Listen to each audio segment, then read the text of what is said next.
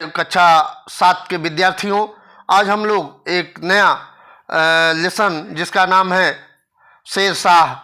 आप लोग जानते हैं कक्षा जो 7 का इतिहास है, हिस्ट्री है, हमारे इतिहास एवं नागरिक जीवन जो आप लोग पढ़ रहे हैं उसमें पाठ नंबर 9 देखेंगे शेर शाह। तो बच्चों शेर शाह के बारे में बताना चाहूँगा। ये शेर शाह कौन था बच्चों? शेर शाह दिल्ली का शासक था जो 1540 ईस्वी में कन्नौज के युद्ध में हुमायूं को हराकर, किसको हरा करके बच्चों? हुमायूं को हरा करके दिल्ली का शासक बनता है। 1540 ईस्वी में ये जो शेर शाह है ये हुमायूं को हरा करके और दिल्ली का शासक बनता है। तो आइए इसके क्वेश्चन आंसर को हम देखते हैं।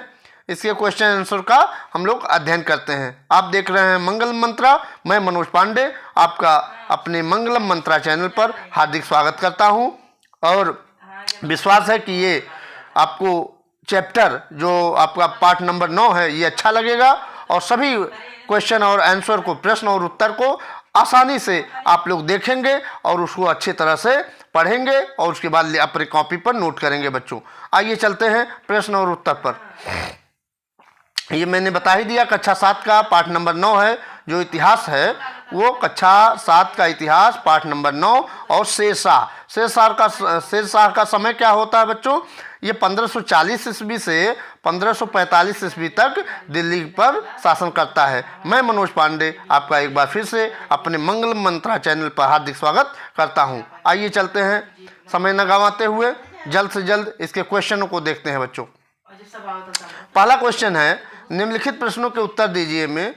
पहला क्वेश्चन है, शेर शाह दिल्ली का शासन कैसे बना? शेर शाह जो था दिल्ली का शासन कैसे बना? तो उत्तर होगा शेर शाह सन 1540 ईस्वी में, मैंने बता चुका पहले ही, शेर शाह 1540 ईस्वी में कन्नौज के युद्ध में हुमायूं को, किसको हरा करके? हुमायूं को हरा करके दिल्ली का शासक बनता है बच्चों। ठीक है, शेर शाह जो है हुमायूं को 1540 ईस्वी में हरा करके दिल्ली का शासक बनता है। तो ये पहला क्वेश्चन का आंसर बच्चों। आइए देखते हैं दूसरे क्वेश्चन का आंसर देखते हैं। दूसरा क्वेश्चन है बच्चों, शेर शाह द्वारा किए गए राजस्व संबंधी सुधारों का वर्णन कीजिए। शेर शाह द्वारा किए गए राजस्व संबंधी जो सुधार किए थे शेर शाह ने जब वो दिल्ली की गद्दी पर बैठा। कब बैठा बच्चों? याद होना चाहिए, 1540 ईस्वी में वह गद्दी पर बैठा हुमायूं को हरा करके। तो वह वही पूछ रहा है राजस्व संबंधी सुधार क्या किया। ठीक है, भूमि संबंधी सुधार, राजस्व संबंधी सुधार क्या किया? तो उत्तर होगा शेर शाह ने राजस्व संबंधी निम्न सुधार किए थे। उसने भूमि की विविधता के आधार पर अलग अलग लगान निर्धारित किए कि कितना परसेंट कितना किसको देना है, उसको उन्होंने अलग अलग डिफाइन किया। सबको किस कैटेगरी में कितना लगान देना है ये निश्चित किया। नंबर 2, फसलों की उपज के आधार पर कर निर्धारित किया। अच्छी बात है कि किसके खेत में कितना फसल उपज रही है, कितना फसल पैदा हो रही है, उसी के आधार पर वो शेर शाह ने लगान निर्धारित किया। नंबर 3, उसने पटवारी द्वारा रस्सी से भूमि की नाप की व्यवस्था की। किससे बच्चों? उसने पटवारी द्वारा रस्सी से भूमि की नाप की व्यवस्था की और नाप की इकाई क्या थी? गज थी। क्या थी बच्चों? नाप की इकाई। पटवारी द्वारा रस्सी से भूमि की नाप की व्यवस्था की और नाप की इकाई क्या थी? गज थी। ये याद रखिए, नाप की इकाई क्या थी? शेर शाह के समय पर शेर शाह जो था वो अपने समय पर किससे नपवाता था? गज से। नाप की इकाई जो मानी जाती थी वो गज थी। ठीक है, नंबर चौथा है, वही क्वेश्चन नंबर खा का यही चौथा है बच्चों। ठीक है, उसने राज्य में नकद कर देने का आदेश था। उसके राज्य में, किसके राज्य में? शेर शाह के राज्य में, शेर शाह के राज्य में नकद कर देने का आदेश था। मतलब आप चेक उस समय चलता नहीं था तो आप नकद ही दे सकते थे। तुरंत जाइए और अपने फसल को बेचिए और नकद ला करके जो पैसा होता था वह राजा को दीजिए, अर्थात शेर शाह को वापस देना रहता था कर के रूप में। ठीक, ये चौथा बिंदु था। पांचवा है, संकट या अकाल के कारण फसल के नुकसान की क्षतिपूर्ति सरकार द्वारा होती थी। ये अच्छी बात थी कि अगर कहीं मान लीजिए ओला पड़ जाए या कोई और ट्रेजिडी हो जाए, कोई दुर्घटना हो जाए, फसल समाप्त हो जाए, नष्ट हो जाए, बाढ़ आ जाए, तो वह जो क्षतिपूर्ति होती थी वो सरकार वहन करती थी बच्चों। नंबर 6 बिंदु है, उसने किसानों एवं राज्यों के बीच सीधा संबंध स्थापित किया। किसान और राज्य के बीच सीधा संबंध वार्ता किया, सीधा संबंध स्थापित करके और किसानों से सीधे वार्ता किया, जिससे रैयतवाड़ी व्यवस्था कहा जाता है। ठीक है, इसी को ही रैयतवाड़ी व्यवस्था करते हैं। जब किसानों और राज्यों के बीच सीधा संबंध होता है, आपस में बैठ करके बात होती है सामने सामने, तो उसे रैयतवाड़ी व्यवस्था कहा जाता है। ये छठा बिंदु हो गया बच्चों। 7वां बिंदु है, किसानों के द्वारा भूमि का विवरण सरकार को लिखित रूप में दिया जाता था। किसानों के द्वारा भूमि का जो विवरण सरकार को लिखित रूप में दिया जाता था, जिसे कबूलियत कहते हैं। ठीक है, तो ये रहा आपका खा का प्रश्न नंबर खा का ये 7 बिंदु, जिसमें स्पष्ट आपको हो गया होगा।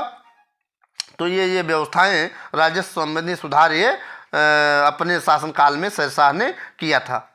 आगे देखते हैं, ये गा प्रश्न नंबर 3 मान सकते हैं या गा मान सकते हैं। प्रजा की भलाई के लिए शेरशाह ने क्या किया? प्रजा की भलाई के लिए शेरशाह ने क्या किया? ठीक है, तो प्रजा की भलाई के लिए शेरशाह ने निम्नलिखित कार्य किए। उसने पेशावर, नंबर 1 आप लिखेंगे, उसने पेशावर कहाँ बच्चों? पंजाब में है। ठीक है, उसने पेशावर अब तो थोड़ा सा आगे हो गया है। उसने पेशावर से सोनार गांव, बंगाल में जो पड़ता है, सोनार गांव से जोड़ने वाली सड़क बनवाई, जिसे ग्रांड ट्रक रोड या जीटी रोड कहते हैं। ठीक है, उसने सड़क बनवाई जिसको हम लोग जीटी रोड के नाम से जानते हैं, जिससे यातायात एवं संचार व्यवस्था में तेजी आई। ठीक है, यातायात हम आने जाने में क्या आई? तेजी आई और आराम सहूलियत महसूस हुई। नंबर 2, उसने जौनपुर तथा बुरहानपुर को दिल्ली से जोड़ दिया। जौनपुर और बुरहानपुर को दिल्ली से जोड़ दिया, इससे व्यापार का मार्ग आसान हो गया। आने जाने में क्या हो गया? कोई भी व्यापार करने में आसानी हो गई, क्योंकि आपकी अगर फसल पैदा हो रही है आपके खेतों में और व्यापार का कोई माध्यम ले जाने वाला कोई माध्यम नहीं ना हो, तो व्यापार वो समाप्त हो जाता है धीरे धीरे।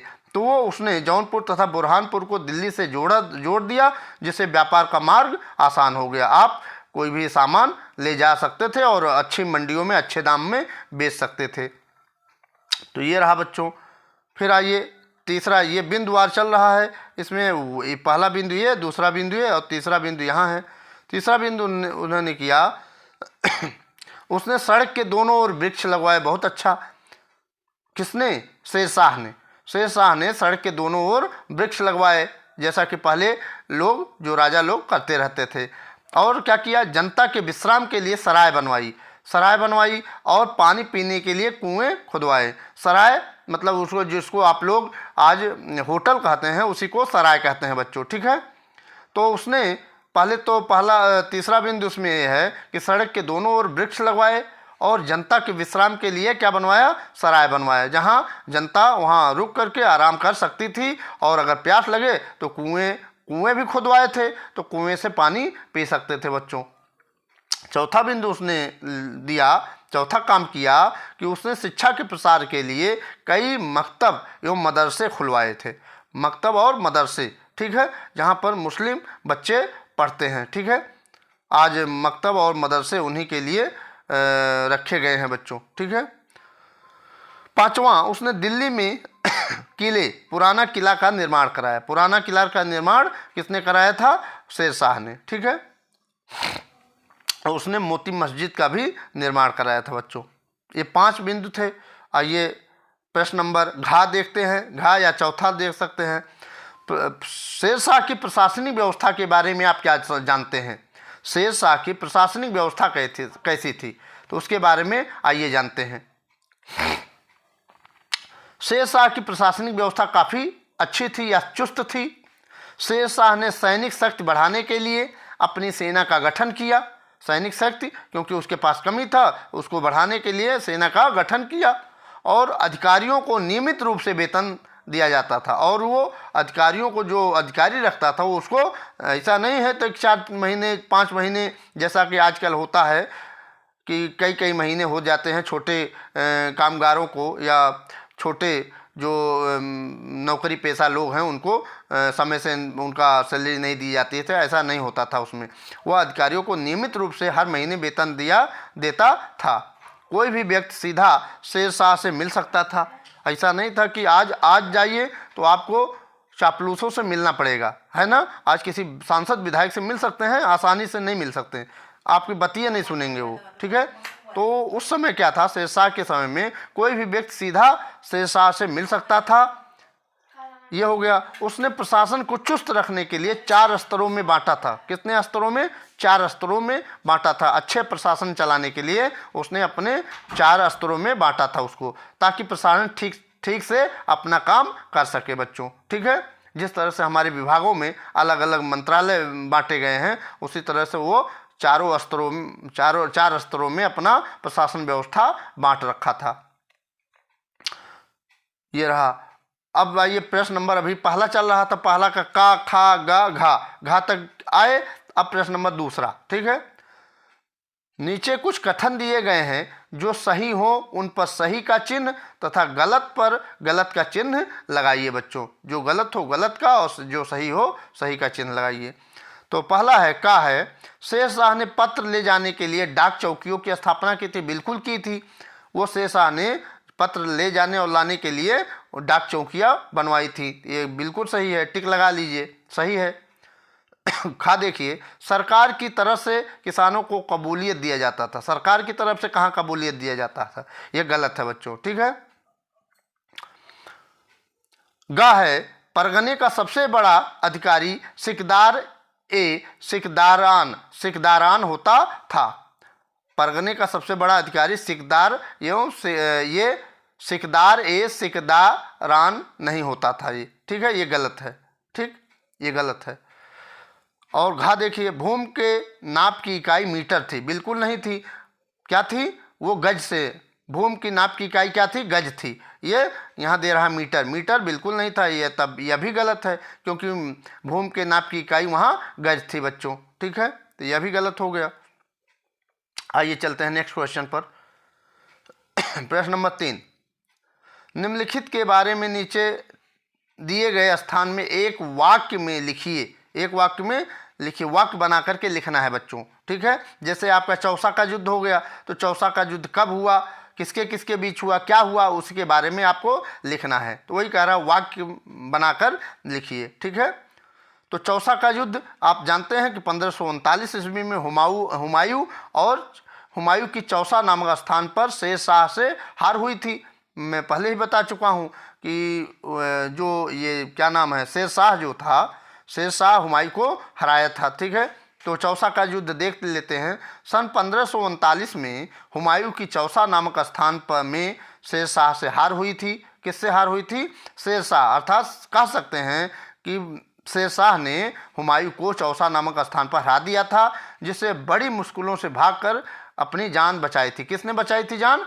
ये हुमायूं शेरशाह से अपनी जान बचाई थी, क्योंकि ये शेरशाह जो था हुमायूं को हरा दिया था, ठीक।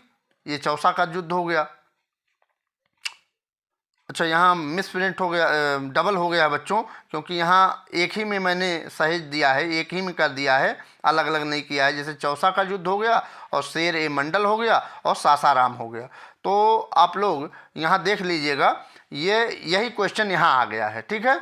इसको चाहे ये लिख लीजिए, अगर मान लीजिए ये लिख ले रहे हैं तो यहाँ मत लिखिएगा, यहाँ तक जान बचाई, यहाँ तक मत लिखिएगा, ठीक है।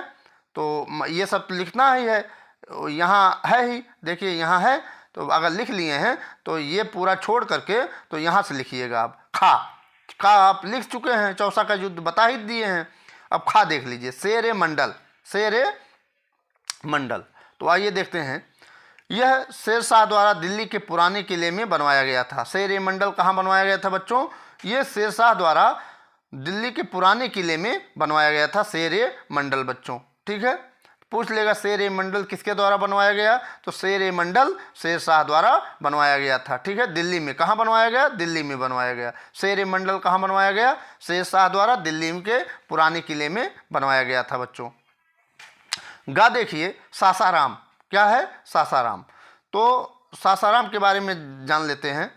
सासाराम में शेरशाह का मकबरा स्थापत्य कला का सुंदर नमूना है। अर्थात कह सकते हैं कि सासाराम में शेरशाह का मकबरा स्थित है। एक सुंदर नमूना वह पेश करता है। सासाराम का जो मकबरा है वह आप वहाँ देख सकते हैं। ठीक है, ये रहा आपका गा और नहीं है। ये 3 आपके क्वेश्चन रहे, उसमें का खा गा घा भी रहा, तो ये आपका समाप्त होते हैं बच्चों। ये लेसन जो था आप इसको अच्छी तरह से लिख लीजिए, पहले पढ़ लीजिए, उसके बाद अच्छे से आप लिख लीजिए बच्चों। ठीक है, मैं अच्छी तरह से यहाँ डाल दिया हूँ और आप इसको शेरशाह नामक पाठ को आप पढ़ लीजिए, लिख लीजिए और समझ लीजिए कायदे से। ठीक है, और समझे रहेंगे तो जैसे ही आपका पेपर में क्वेश्चन आएगा आप कर ले जाएंगे अच्छी तरह से। ठीक है, तो हमको आप लोग आज्ञा दीजिए।